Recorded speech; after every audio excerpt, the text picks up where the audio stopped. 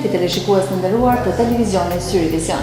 Sot në intervistën e ditës do të sjellim disa këshilla me shumë vlera nga nefrologja pediatre Valbona Stavileci. Doktore, fillimisht po të nënderoj që ndave pak kohë për disa këshilla me na dhanë për sidomos për nënat dhe prindrit e rinj në përgjithësi në një sferë të veçantë të pediatrisë. Çka studion ose me çka merret nefrologjia në pediatri? Është kënaqësi që jam këtu bashkë me ju së pari.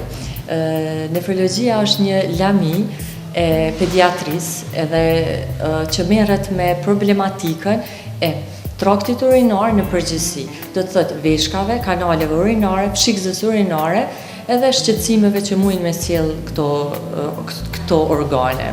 Veçatë praktikës së përditshme, besoj vren ndryshime ose në çfarë raste duhet të alarmohen prindrit? Në praktikën tonë të përgjithshme kemi shumë, domethënë raste, shumë probleme në të cilat na lajmërojnë fëmijët, pacientët e ne, prindrit për fëmijët e tyre. Dhe problemet më të shpeshta që i hasim janë infeksionet e kanaleve të urinës, të cilat janë edhe ndoshta më të themi infeksionet më të shpeshta, të dytat më të shpeshta, domethënë trakti respirator janë më të shpeshta të dytat që i hasim të fëmijët. Ka raste kur faktikisht nuk është infekcioni, por prindërit janë të shqetësuar, që është një gjë e mirë, të themi se do të thotë vetdia e popullit është ngritur, që nëse ka një shqetësim të drejtohen te mjeku, të trajtohet ose mos të trajtohet, varësisht domethënë nga gjetjet që i kemi ne aty, po është vetë një vetëdijsim më i lartë i popullit për ekzistimin e problemit, që është dobishme që të kemi një popullat më të shëndosh, të themi, një të rritur më të shëndosh, se problemet që fillojnë te fëmijët, nëse nuk trajtohen si duhet, ato do të reflektohen në moshën më të shtyrë, se te problemet e veshkave janë smundjet zakonisht të veshkave janë smundje më të fshehta, të themi. Dhe vetëm infeksionet japin simptome që vrehen edhe që alarmojnë të gjejmë zgjidhje. Problemet tjera nuk alarmojnë ashtu të vrrullshëm, kështu që si smundjet të fshehta fillojnë, ndoshta zhvillohen qysh prej feminisë në të moshën më të madhe të rritur, lajmërohet si smundje. Atëherë kur funksioni i veshkës veç është i dëmtuar relativisht. E për këtë arsye jemi shumë të lumtur që prindërit tonë kanë filluar të vetëdijsohen dhe për ndonjë shqetësim më të vogël lajmërohen për të marrë mendimin e profesionistëve mjekësor. Cilat janë simptomat të para mbase fizike kur duken në pamje të fëmisë të vogël, 1 muaj ose 3 muaj ka zënë? Problematika e traktit urinar te mosha dallan, keni shumë drejt për këtë pyetje, se te mosha deri në 3 muajsh është shumë vështirë ta diferencojmë nëse kemi problematikën e traktit urinar apo kemi problematikë të përgjithshme, sepse infeksioni i kanaleve të urinës është te fëmijët që nuk flasin, që nuk dinë të shprehin shqetësimin, dhimbjen e tyre, atëherë nuk mund ta diferencojnë. Prandaj gjithashtu edhe vetë si karakteristikë e zhvillimit të një fëmije të vogël, organizmit të tij, imunitetit të fëmijës së vogël, nuk mund të kufizohet infeksioni veç në kanalet e urinës, por zakonisht ajo kompromiton imunitetin edhe zhvillohet si një infeksion i gjeneralizuar. Edhe trajtimi ndryshon shumë deri në moshën 2 muaj, 3 muaj, krahasuar me moshën më të madhe se 2-3 muaj. Gjithashtu, lajmërimi i infeksionit në moshat më të vogla na supozojnë se mund të kemi një problematikë e cila ndoshta ka të bëjë me ndonjë anomali kongjinitale, ndonjë zhvillim anatomik, në struktura anatomike jo normale, patologjike, që duhet të qosemi me ekzaminime të drejta, me trajtime të drejta, që të prevenojmë themi një komplikacion më të rëndë, një smundje më të rëndë në ai fëmijë. Të pashërueshme në fund. Po. Mirë, në çfarë analiza bazoheni? Qëllimisht po bëj të pyetje për shkak se jo shumë mjek ose edhe njerëz të thjesht nuk i besojnë klinikave të ndryshme për kryer analiza.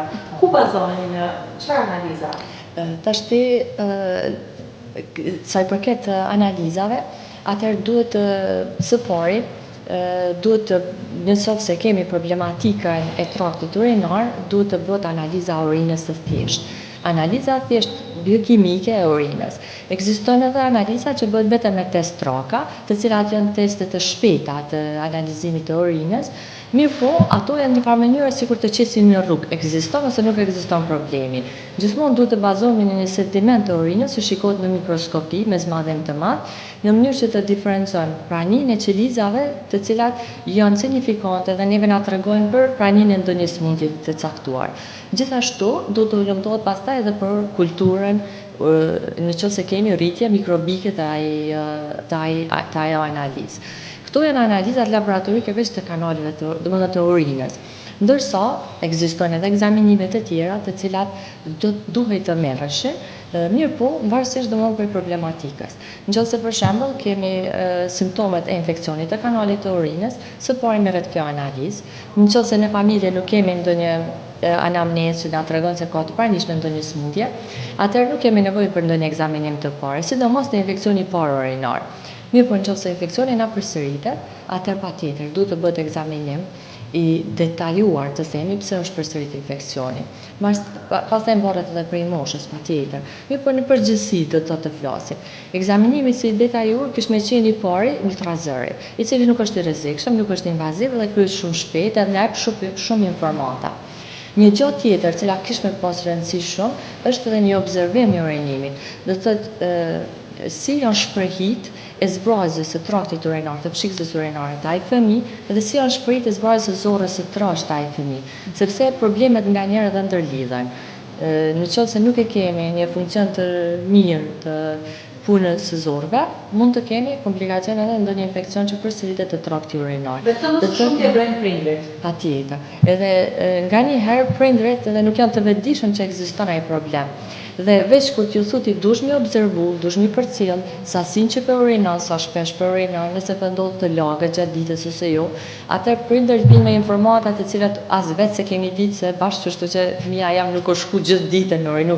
Domethënë e ka shtyp diurezën deri ndoshta 12 orë, edhe kjo ka qenë arsyeja që është zhvillu problemi të ai fëmijë, sepse një zbrazje jo rregull të pshikës urinare bën që aty të kemi mbetje më të gjatë të urinës dhe një ambient i përshtatshëm për zhvillim të infeksioneve të dyta të themi. Pastaj ajo ndërlikohet me disfunksione të cilat do të bëjnë dëme edhe traumatike edhe veshkave, si për organet që janë në pjesën e sipërme të pshikës urinare. Do të thotë vjen gjëra të cilat në pamje të parë duken shumë të thjeshta, që ndoshta për prindin ka me qenë shumë banale, mi pa që është për urinon fëmija, sa për urinon fëmija, a është vrushkulli i rrjedhshëm i urinës, apo është me ndërprerje. Domethënë gjëra të cilat janë të rëndësishme për ne, na japin informata shumë, duhet të kemi parasysh gjatë ekzaminimit të fëmijëve.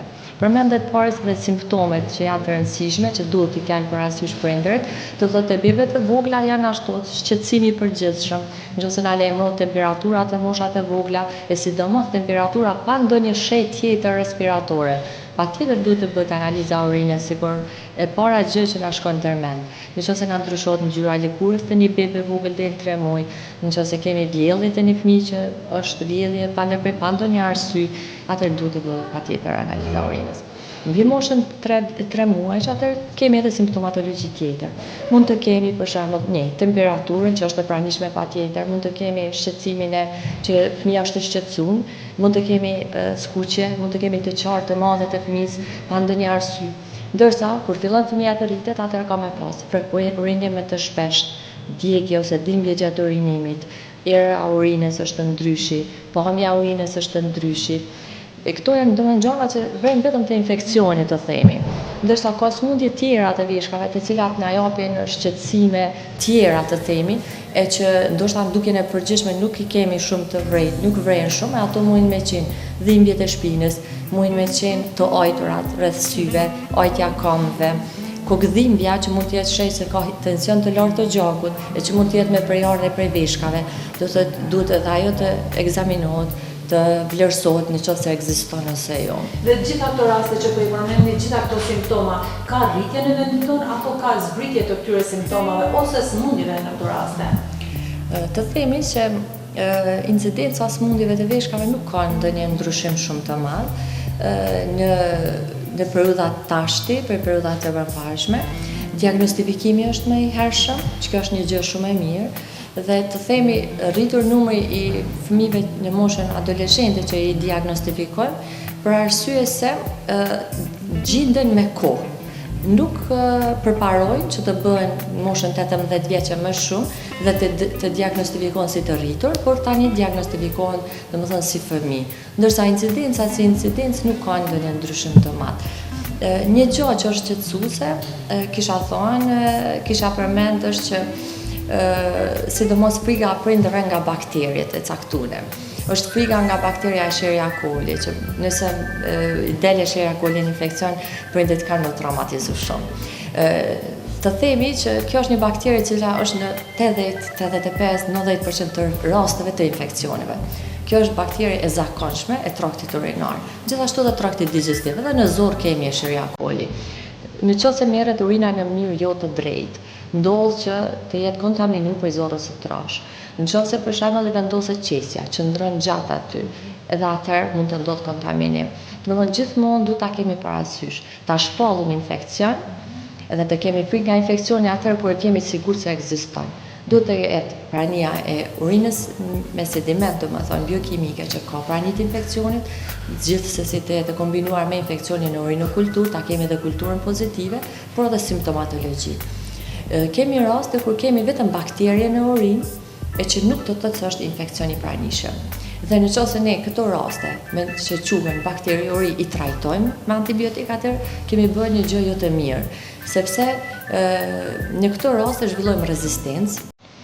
Pa kufi japim antibiotika dhe nuk mujmë eliminu ato bakteri. Do të thotë bakteri uria duhet të trajtohet vetëm me duhet së pari të përcjellet se si po shkojnë domethënë rrjedha e bakterius, a kemi non stop rezistente praninë e tyre, edhe a ka simptomatologji të pranishme apo jo, edhe në qoftë se duhet të hulumtohet tash funksioni fshikësisë urinare. Ka disa fëmijë, e sidomos fëmijët në moshën e vogël, kur kanë kurreshtje të madhe, vrapojnë pas lojës edhe i duket humbje kohë të shkojnë të kryejnë nevojat fiziologjike, edhe ata në këtë kohë nuk e zbrazin fshikësin si duhet. Edhe pikërisht për këtë arsye mesin bakteriet në urinë.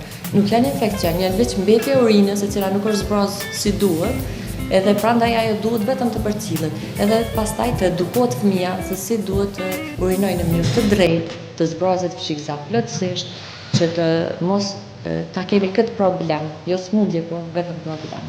Doktore, është diçka shumë praktike. Si të merret analiza urinës tek fëmijët e vetë, të një 6 muajsh, për shembull të vajzat dhe të djemt. A ju besoni analizave që merren në qese? Po, duhet ju besojmë, patjetër, mirë po, duhet i besohet numrit të caktuar të bakterëve. Domethënë, nuk është njëjtë numri i bakterëve në qese, krahasuar me një numër që merret në vrrushkull të pastër të mesit të urinit. Në qese duhet të jetë numri më i madh bakterëve që të supozohet që është e saktë. Gjithashtu duhet të kemi kujdes, ta pyesim nënën se si është zhvilluar, pse e ka marrë atë analizë. Duhet bërë pastrimi i organeve gjinitale paraprakisht. Të është një toaletë e zakonshme, s'do të thotë të përkohet me sapuna, një toaletë e zakonshme.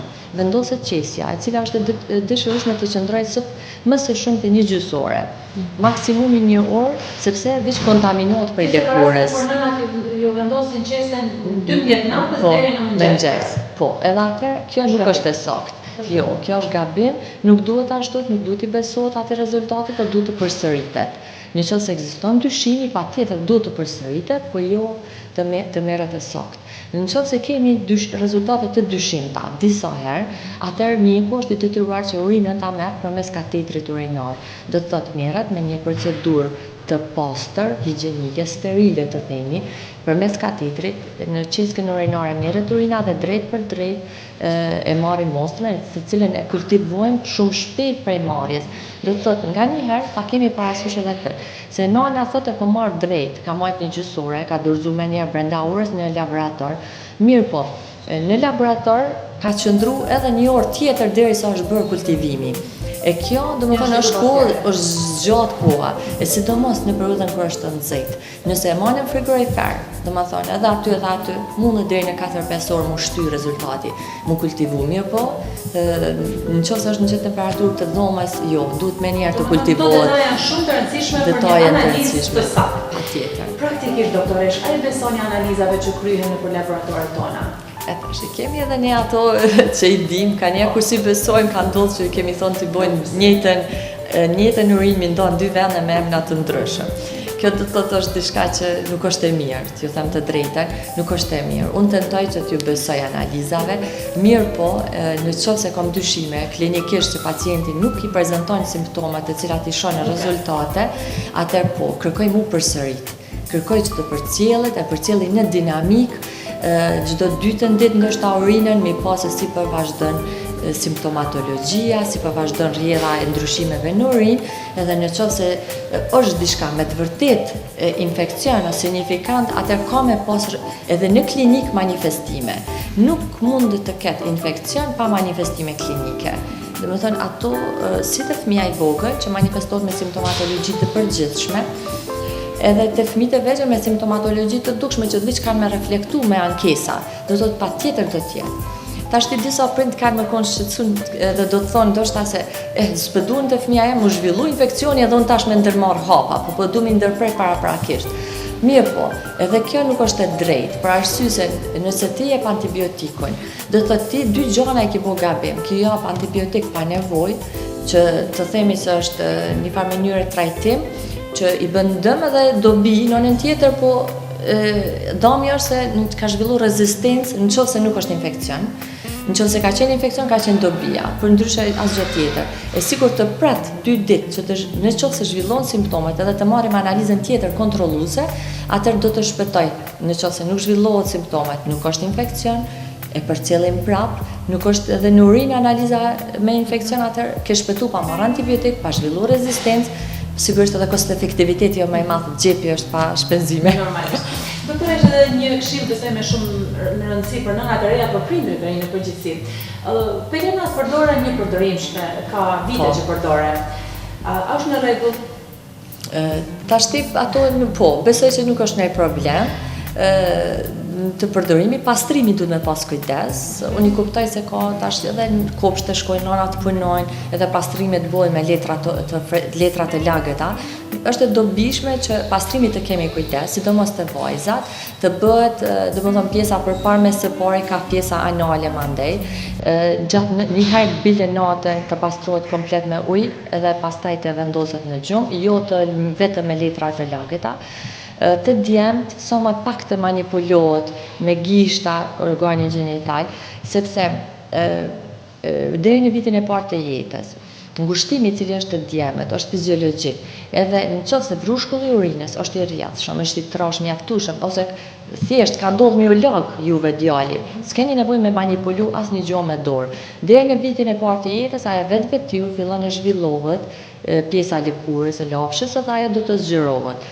Mirë po, nëse ne manipulojmë non-stop, edhe me gishta tonë që kur njëherë nuk mujmë i pastru mirë, kemi me pas stafilokoka me mija këtu, atër kemi me fut infekcionin.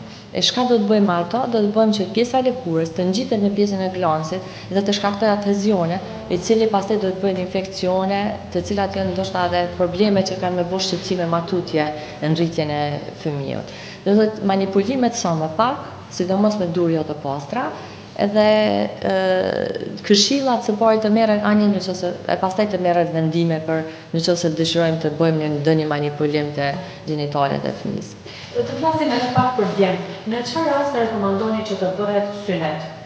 Fëmia. Shikoni, kjo është diçka shumë që bëhet me vullnet, me dëshirë. Me siguri keni shqetësimin se nëse do të zvoglohet pra një infeksioneve urinare të djemt nëse bëhen synet më herët. Në përqindje, të themi shumë pak, ka ndikim synetia në zhvillimin e infekcioneve ose jo, apo në zvoglimin e incidencës e infekcioneve të traktit urinar. Në bazë të punimeve të cilat ekzistojnë, në që janë bërë në të gjithë botën, mendohet se veç prafërsisht 1% mund të shpëtojnë infekcionet urinare. Do më thënë nëse 100 janë të rrezikuar me zhvillu infekcion, një prej tyre zhvillon, 99 tjerë nuk zhvillojnë infekcione. Do të thotë është diçka që nuk do të thotë që shpëtojmë ku me diçka. Është vetëm me vullnet, me dëshirë, nuk ka ndonjë ndikim ashtu të madh. Pas analizave që bëhen në raste po, specifike. nëse kemi ankesa, atë veç duhet të bëhet. Doktore, besoj keni marrë pjesë në simpoziume të ndryshme shkencore në për konferenca. Ku qëndron vendi ynë në raport me vendet e tjera në sektorin e nefrologjisë, sidomos të pediatrit? Na problemin më të madh e kemi në diagnostifikim, të themi të drejtën, analizat laboratorike të cilat nuk punojnë në shërbimet publike, duhet të kërkohen të bëhen në shërbime private dhe kushtojnë shumë. Zakonisht analizat laboratorike të veshkave janë shumë me kosto shumë të lartë. Edhe prindërit hezitojnë, të them të drejtën, t'i bëjnë ato analiza. Edhe ndodhë që të thojnë jashtë, të ikin të kërkojnë, duke menduar se na po shpenzojmë shumë. Domethënë, në prendim i kanë të gjitha ato të sigurune. Shkenca s'ka kufi, të themi, nuk jemi keq në diagnostifikim, në teori nuk jemi keq. Mirë po, të arriturat dhe zhvillimi i shkencës që bëhet në prendim dhe në nefrologji nuk jam e kënaqur ende. Kemi ende shumë punë.